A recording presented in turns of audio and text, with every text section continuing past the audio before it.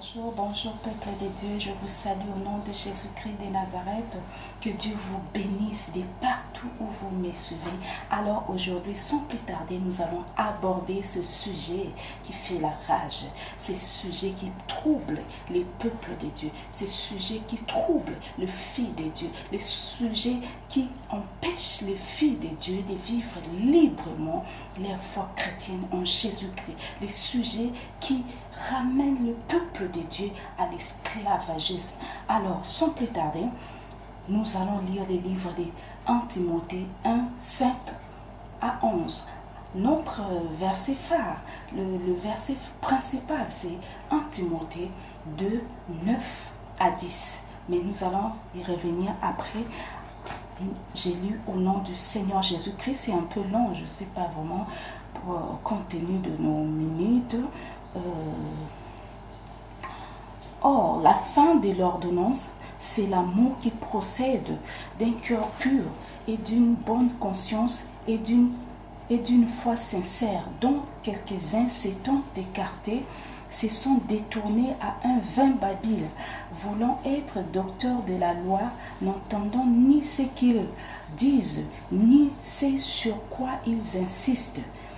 Mais nous savons que la loi est bonne si quelqu'un en use légitimement, sachant ceci, que la loi n'est pas pour les justes, mais pour les iniques et les insubordonnés, pour les impies et les pécheurs, et plutôt pour les gens sans piété et les profanes, pour les batteurs des pères et les batteurs des mères, pour les homicides, pour les fornicateurs, pour ceux qui abusent d'eux-mêmes avec les hommes, pour les voleurs d'hommes, les menteurs, les parjures, et s'il y a quelque autre chose qui soit opposée à la saine doctrine, qui suivons l'évangile de la gloire du Dieu bienheureux qui m'a été confié. Amen. Là, c'est l'apôtre Paul. C'est l'apôtre Paul qui est en train de parler à Timothée, à son fils spirituel Timothée. Il est entré, là, c'est la lettre que l'apôtre Paul a écrite à Timothée. Alors, dans cette lettre-là, c'est parce qu'on a fait parvenir à l'apôtre Paul beaucoup de choses que ces gens-là étaient en train de faire à son absence. Alors, l'apôtre Paul a écrit à Timothée pour qu'il mette des instructions. Comme je l'ai dit l'autre fois, que la loi ne vient que quand nous transgressions plutôt les commandements de Dieu. Comme nous n'arrivons pas à mettre en pratique la parole de Dieu, c'est là que Dieu nous soumet à des lois. Or, sans la désobéissance, il n'y aurait pas de loi, parce que notre Dieu aime la liberté, aime que ses enfants, ses filles soient dans la liberté. Alors, là, cette lettre est bel et bien claire. Le début de cette lettre est bel et bien clair. Nous tous, nous comprenons que l'apôtre Paul a établi toutes ces lois, toutes les lois qui vont suivre dans ces chapitres, dans d'autres chapitres plutôt, il les a établies à cause des mauvaises habitudes, comportements que ces gens-là étaient en train de manifester à l'absence de l'apôtre Paul, que les chrétiens manifestaient à l'absence de leur leader. Alors les leaders, là où il était, il les a établis des ordonnances, il les a établis des lois à observer, parce qu'ils n'arrivaient pas avec la parole de Dieu que l'apôtre Paul a laissée à Timothée. Il n'arrivait pas vraiment à mettre en pratique. Alors l'apôtre Paul était obligé d'établir certaines lois, parce que les femmes de cette église-là se méconduisaient. Elles se méconduisaient. Dans les temples de Dieu, leur comportement n'était pas bon. Voilà pourquoi l'apôtre Paul a pu écrire ce qui est écrit dans le livre de 1 Timothée 2, 9. Or, la femme, la Bible nous montre que la femme, le port des bijoux et autres par la femme ne constitue pas un péché. Ça ne constitue pas un péché. Quand nous lisons la Bible, je nous avais dit que le but de l'ennemi, c'est que un verset mal compris, un verset tordu soit la base d'une doctrine religieuse. Et tous ces gens-là s'égarent parce qu'ils ont cru à une fausse parole. Ils ont cru à une parole qui n'est pas véridique. Le diable ne présente jamais une parole debout. C'est toujours une parole inversée. Dans le but de contredire la parole de Dieu, dans le but d'égarer les enfants de Dieu de la bonne voie. Alors, sans plus tarder, avant que nous abordions notre verset du jour, je vais d'abord nous lire Galates 5, 18 et puis 2 Corinthiens 3, 17. Galates 5, 18, nous les connaissons bien parce que je parlais de ça l'autre fois. Mais si vous êtes conduit par l'Esprit, vous n'êtes pas sous la loi. Alors, 2 Corinthiens 3, 17 nous dit ceci. Or, le Seigneur est l'Esprit. Mais là où est l'Esprit du Seigneur, il y a la liberté. Notre Seigneur Jésus-Christ est esprit et là où son esprit règne, il y a de la liberté. Là où Jésus-Christ règne, il y a sa liberté. Et si nous sommes conduits par l'esprit de ce Jésus, si nous sommes conduits par l'esprit de notre Sauveur, de celui qui nous a sauvés, de celui qui est mort sur la croix de Golgotha, comme son esprit apporte de la liberté, si nous sommes conduits par son esprit, nous allons vivre une vie vraiment libre. Nous ne serons pas sous des lois, nous serons soumis à des lois quand nous allons offenser notre Dieu. C'est là que Dieu va nous établir des ordonnances. Et c'est de même pour les femmes. Comme ce sujet vraiment fait la rage, ce sujet est en train de mettre beaucoup de femmes dans l'incertitude. Les femmes ne savent plus quoi faire. Qu'on mette des mèches, qu'on ne mette plus, qu'on porte les boucles d'oreilles, qu'on ne le porte plus, qu'on fasse comment, on ne sait pas. Les femmes ne savent plus rien. Tout ça là, parce que j'avais abordé un thème qui est intitulé Mon peuple périt parce qu'il lui manque de connaissances. Par faute de connaissances, nous périssons. Or, si nous lisons bien la Bible, nous allons comprendre que nulle part Dieu interdit aux femmes le port de mèches, et ainsi de suite. Dieu n'interdit jamais cela. Dieu n'a pas interdit cela. En prévenez-vous, vous pouvez voir une femme qui était prostituée, on l'a attrapée en flagrant délit, on l'a portée devant Jésus-Christ. La femme là, elle avait tous les accoutrements d'une prostituée. Elle avait les accoutrements d'une prostituée qu'on l'a amenée devant Jésus-Christ. Mais Jésus-Christ avait répondu à la fin à cette femme-là, va et ne pêche plus. Pourquoi? Parce que Dieu voit notre intérieur, notre conscience, notre âme, notre esprit. Dieu est esprit. Dieu n'est pas charnel. Dieu n'est pas dans les choses de Dieu ne se comprennent pas par notre raisonnement physique. Les choses de Dieu se comprennent par l'esprit. Il faut que vous soyez connectés à l'esprit de Dieu, pas l'esprit de faux Christ, mais l'esprit de Dieu. C'est l'Esprit de Dieu qui va nous connecter aux choses de Dieu, à la lumière de sa parole. C'est le Saint-Esprit qui nous aide à manipuler cette parole comme il le faut. C'est le Saint-Esprit qui nous aide à bien comprendre, à être éclairé quand nous lisons cette parole. Alors, j'étais en train de dire que pour des femmes qui trouvent que le port, ceux-là ou celles-là, que les faux Christ les ont apparus, je ne sais pas si c'est comment on les a parlé, je ne comprends pas parce que les versets là, nous allons lire ça après, je vais parler un peu, les versets là, et ils comprennent cela trop mal. Si vous voyez, comme je venais de les dire, nous venons de les lire ici, que vous n'arrivez pas, la loi est donnée à des personnes rebelles. Si vous voyez que par vous-même, vous êtes rebelle et que le port de ces mèches ne vous permet pas à être pieuse, à être sainte, là je ne parle pas de la piété externe, je parle de la piété interne de la personne. Quand le port de ces mèches ne vous permettent pas les ports des bijoux, des faux ongles, et ainsi de suite, ne vous permettent pas d'avancer avec Christ. C'est là que vous devriez arrêter avec. Mais ce n'est pas que le port de mèche peut virer quelqu'un en enfer, peut envoyer quelqu'un en enfer. Non, vous ne pouvez pas limiter l'œuvre de la croix au port de mèche. Jésus qui nous a donné ce salut gratuitement. Nous n'avons plus d'efforts à faire pour que nous partions au ciel. Nous partons plutôt au ciel. Seulement garder notre foi en Jésus-Christ. Garder notre marche en Jésus-Christ. Parce que je l'ai dit l'autre fois que quand nous recevons Christ, nous sommes rentrés dans une ligne droite. Cette ligne-là ne fait pas ça, ne fait pas aussi ça. Donc nous sommes toujours là, gardons cette ligne-là droite. Quand nous nous écartons de gauche à droite, c'est là que nous pouvons nous égarer. Alors restons dans la marche chrétienne. Si nous restons dans la marche chrétienne, Jésus-Christ même l'a dit, quand ton pied, ta main droite ou ton œil te conduit dans le mal, coupe et jette. Si tu vois que les portes de mèches pour toi, ça peut te conduire en enfer, tu ne peux pas vraiment te cadrer en Jésus-Christ.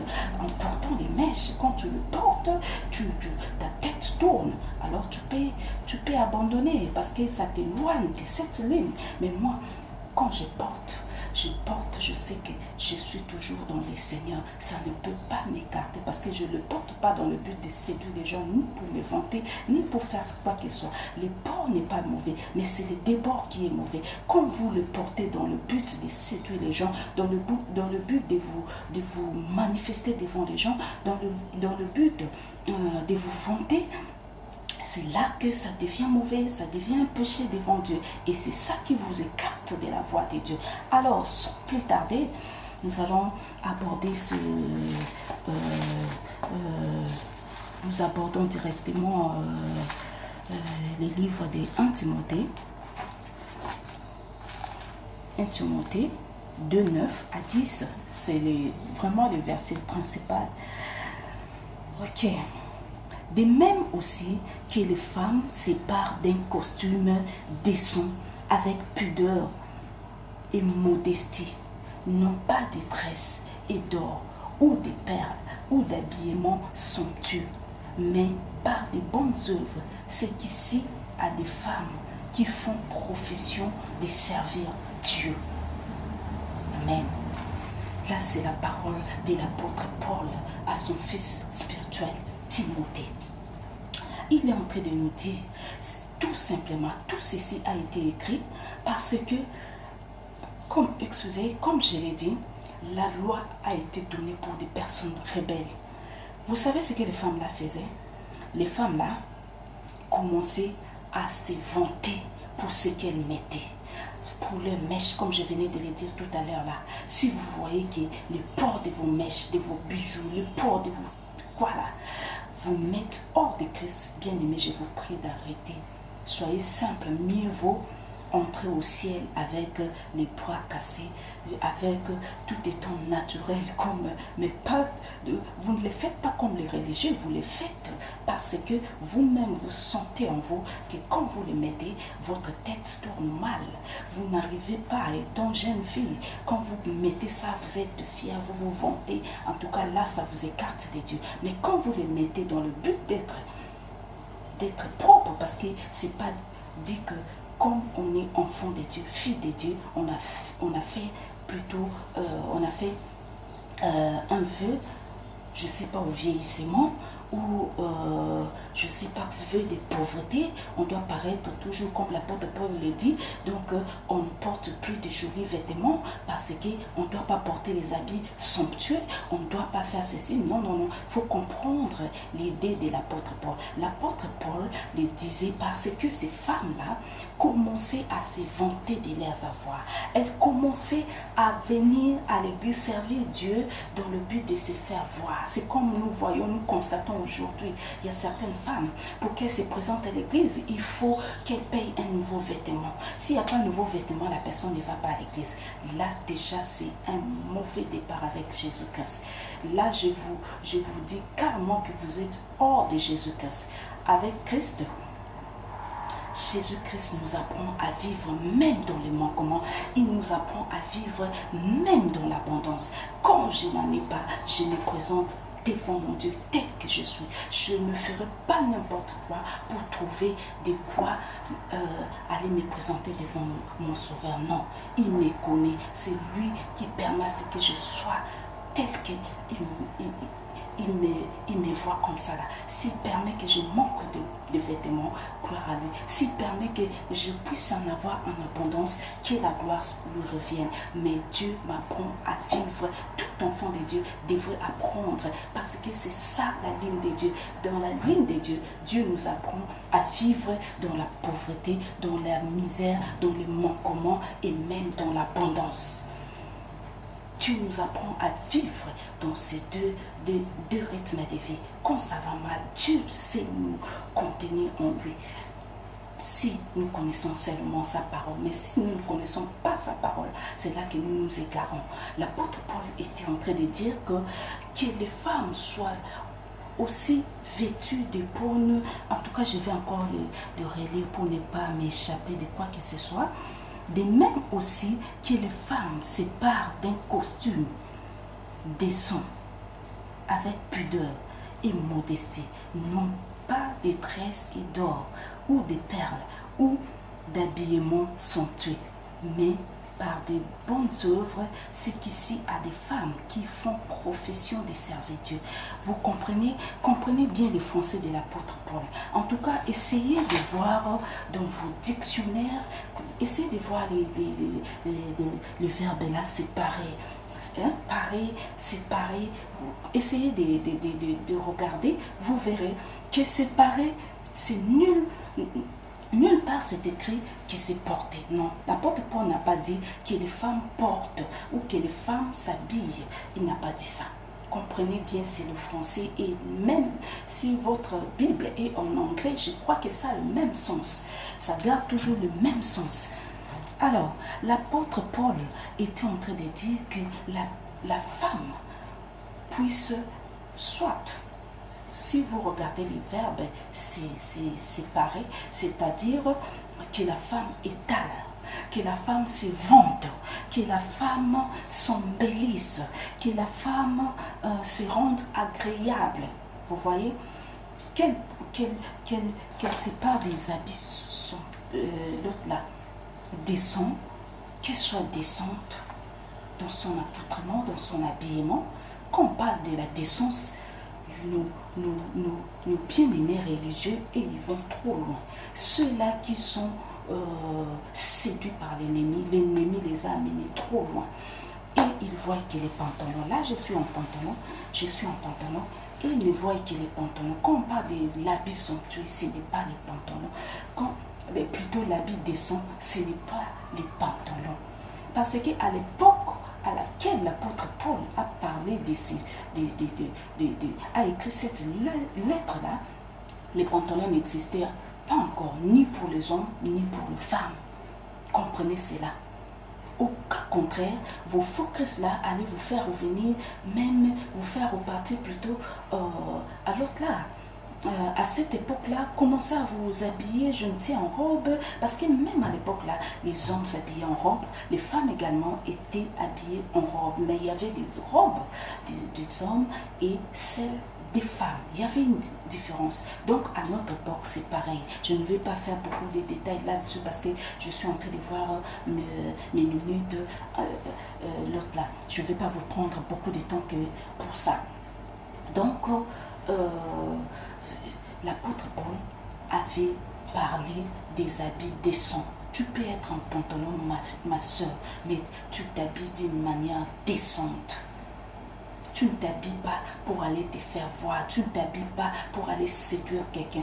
Tu ne t'habilles pas mais tu t'habilles pour la gloire de ton Sauveur, pour être propre. Parce que les filles de Dieu doivent être propres, présentables. On n'a pas fait vœu à la pauvreté ou à la vieillesse. Quand on en a, on s'habille. On s'habille, mais pas dans le but d'aller se faire voir. On s'habille pour être propre, classe. Mais quand vous voyez que être classe pour vous, ça vous écarte de la voie de Dieu, je vous prie d'arrêter s'il vous plaît, et comprenez-moi bien, parce que mieux vaut aller au ciel, comme nos bien-aimés religieux ont adopté. Mieux vaut aller au ciel, tout étant naturel, qui est d'essayer mettre je ne sais quoi. Et ça va vous écarter de la voie de Dieu. Voyez un peu? Donc, le port de tous ces trucs-là, si nous comprenons la pensée de l'apôtre Paul, n'est pas du tout mauvais. Mais quand les gens débordent, quand on déborde, c'est ça qui devient un péché. Ça devient un péché parce que ça nous éloigne de notre Dieu. Ça nous écarte de la voie de Dieu. Ça nous pousse loin de Dieu. Ça nous empêche à expérimenter la main de Dieu. Ça constitue maintenant un blocage, une barrière. Mais quand nous sommes pour nous, dans notre conscience, on n'a pas d'arrière-pensée pour ce dont nous mettons dans nos corps. Bien aimé, je vous prie, cela ne va nullement, nulle part, ne va pas plutôt, excusez-moi, nullement vous amener en enfer. Ça vous amènera jamais en enfer. N'écoutez pas ceux qui sont séduits par les faux Christ. Ce sont des faux Christ qui se révèlent à eux dans le but de tordre l'évangile de Christ. Alors, sans plus tarder, nous serons dans les livres d'Ésaïe. Vous allez bien comprendre que Dieu n'a jamais interdit ces choses, mais c'est le débord de ces choses qui devient vraiment du scandale, qui fait que Dieu puisse établir des ordonnances ou bien des lois à son peuple, ou même le punir.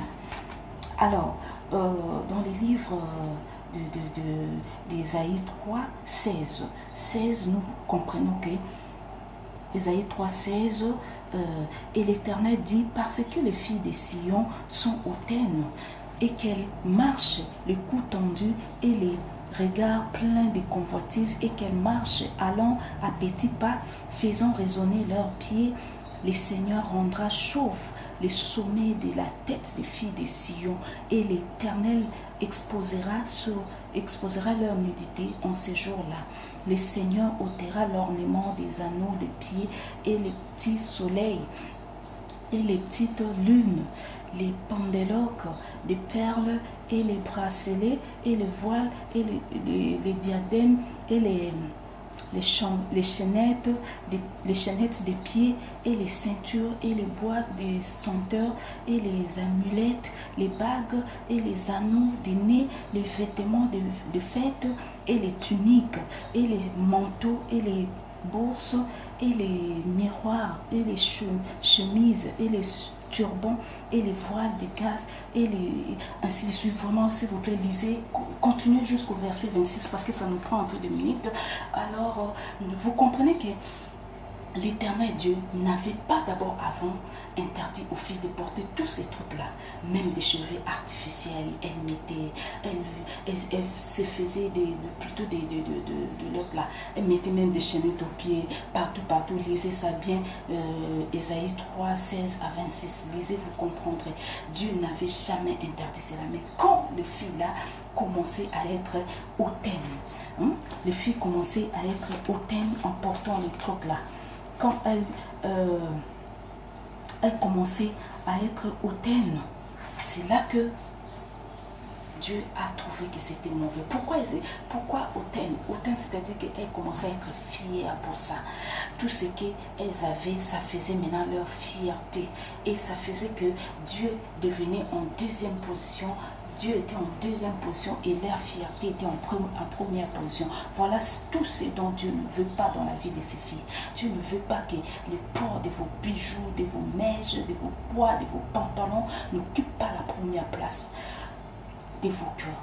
Que Dieu soit en première position. Vous le mettez pour être belle, propre et non pour déborder, pour être hautaine, pour commencer, pour vous manifester comme si vous étiez des princesses du monde. Non, là ça écarte.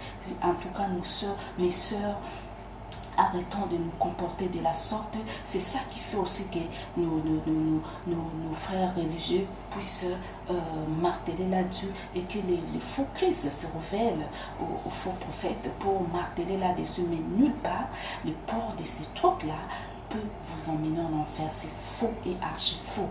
Écoutez-moi bien, c'est seulement quand vous débordez. Parce que l'apôtre Paul même dit, Donc, j'étais en train de dire que Dieu ne veut pas que tous ces trucs-là occupent la première place de vos pensées, de vos cœurs, que ça ne puisse pas faire l'objet de votre existence. Vous n'existez que pour vous embellir, pour bien vous habiller, comme on voit certaines filles actuellement. Non, là, c'est vraiment péché. Là, ça devient du péché.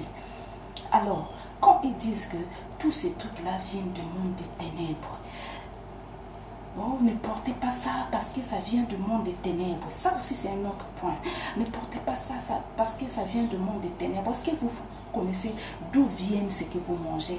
Vous n'avez pas écouté aussi que ce que nous mangeons vient du monde des ténèbres. Vous n'avez pas écouté ça. Mais l'apôtre Paul nous dit, mangez tout ce qui se vont marcher. Tout ce qui se vont marcher, si tu es enfant de Dieu, tu payes. Si tu ne connais rien de ce que l'ennemi a fait dans ce truc-là, toi tu es innocent devant Dieu. Dieu est en train de sanctifier. Si tu as payé poulet, ça reste poulet. Si tu as payé je ne sais quoi, riz, ça reste riz. Tu as payé poisson, ça reste poisson. Pour toi, enfant de Dieu. Donc, moi, je n'ai pas allé même plus loin pour vous dire que l'ennemi, qu'est-ce que le diable a créé? Le diable n'a rien créé. Il ne fait que détruire ce que Dieu a créé à son profit. Et pourquoi pas nous, on va utiliser ce que lui il a créé pour la gloire de Dieu? Pourquoi n'allons-nous pas utiliser ce que l'ennemi crée pour la gloire de Dieu? Pas pour nous vanter, mais pour la gloire de Dieu. Il n'a rien créé, mais il est en train de détruire ce que notre papa nous a créé. Non. Est-ce que vous imaginez cela? Je suis la fille d'un président, par exemple. Je suis la fille d'un président. Et un certain rebelle comme ça, là, qui entre, qui utilise les trucs de mon père longtemps. Mon père les laisse longtemps. Il l'utilise, il fait ceci parce qu'il a volé ça entre les mains de mon frère. Il utilise ça, il manipule comme il veut. Mais moi, quand je me suis réveillée, je suis grandie parce que quand j'étais comme enfant, je pensais comme enfant, je réfléchissais comme enfant. Mais quand je suis devenue maintenant homme, je suis devenue mature. Voilà pourquoi je me rends compte que ce sont mes trucs à moi. Donc je peux les répondre entre les mains de ces rebelles et les utiliser parce qu'il a saboté les trucs de mon père. Pourquoi moi je ne prendrais pas ces trucs pour la gloire de mon père à moi? Ne tombez pas dans le piège de l'ennemi. Ne tombez pas dans le piège de l'ennemi. Soyons éveillés, les filles de Dieu. Lisons la parole de Dieu. Lisons la parole de Dieu. L'apôtre Paul nous dit, tout me permet, mais tout n'est pas utile. Vous connaissez ce que c'est, ces versets? Tout me permet. Tout me permet. C'est dans les livres de 1 Corinthiens 10, 23 plutôt. 1 Corinthiens 10, 23, lisez chez vous.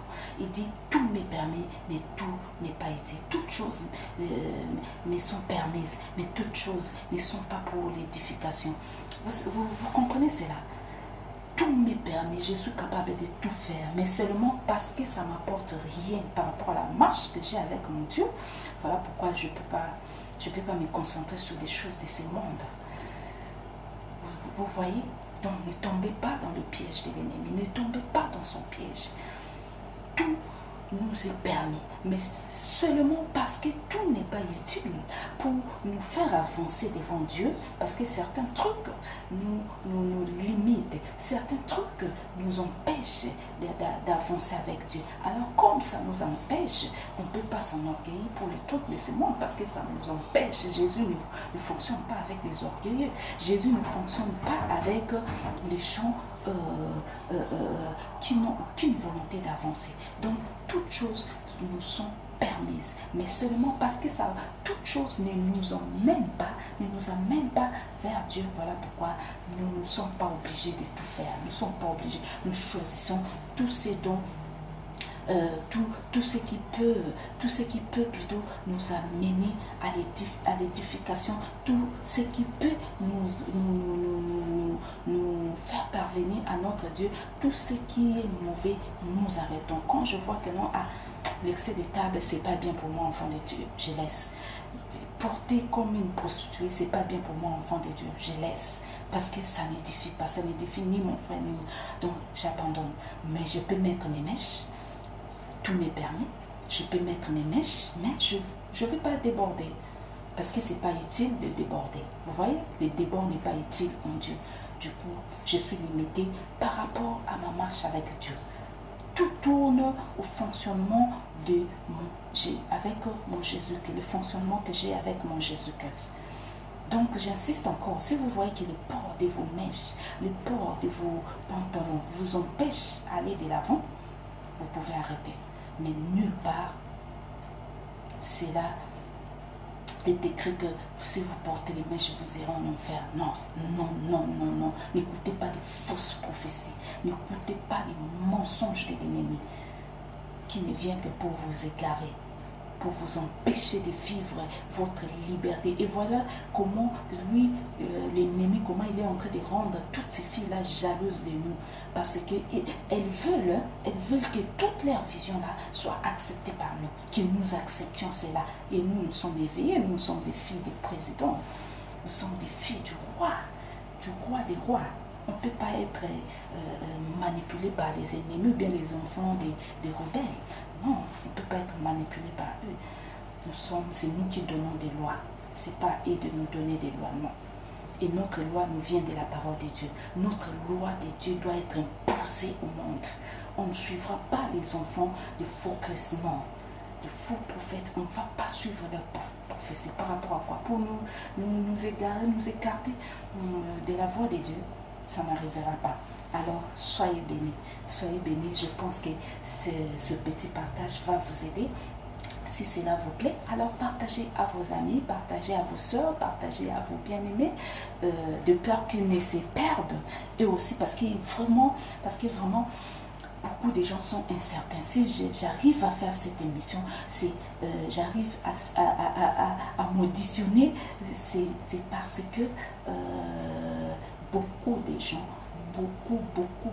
de gens s'égarent à cause de ces visions-là. Les gens ont peur d'aller en enfer. Les gens ne marchent plus dans la crainte de Dieu. Vous voyez, même ces gens-là sont pris dans le piège de l'ennemi parce que c'est la peur qui les amène là-bas. Ils n'ont même pas la crainte de Dieu, mais c'est mal la peur de l'enfer. C'est tout ce qu'ils ont. C'est tout. C'est tout. Et l'ennemi les prend comme ça facilement. Nous, à la lumière de la parole de Dieu, il ne peut jamais. Non. Alors, bye bye. À plus.